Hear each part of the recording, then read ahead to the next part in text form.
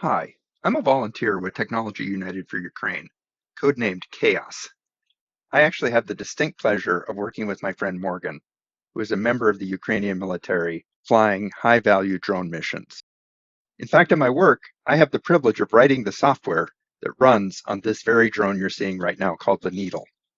Morgan and his team Pegasus use the Needle to hunt high-value targets behind the front lines, things like electronic warfare systems and surface-to-air missile systems, targets that are worth tens of millions of dollars apiece. Now, one way to test the software is to actually put it in the drone and fly it.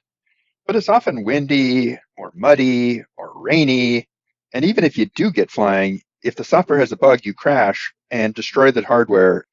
So it's often expedient to test the software in a simulator. This is the two-axis gimbal that we've created to test our software. It has yaw control and roll control. The orange box in the center is the actual flight controller that flies the drone. It's normally inside the drone so you can't see it, but here it's exposed for testing purposes. Now normally this flight controller would be wired to the servos on the drone itself to control the orientation. But for our testing, we're actually going to wire those into the simulator itself. Now here it is all wired up, and you can see the boards on the bottom that are the actual simulator. And you can see me showing you the yaw control and the roll servo. So let's go ahead and start it up and see how it does.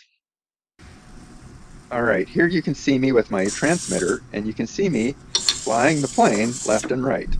Now, in the background of this shot, you can actually see Mission Planner, which is the control system for the drone's flight controller. And it's reading the accelerometers in the flight controller, and you can see that the flight controller actually thinks it's flying.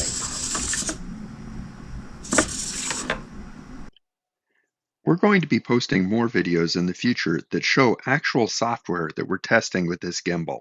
So be sure to like and subscribe.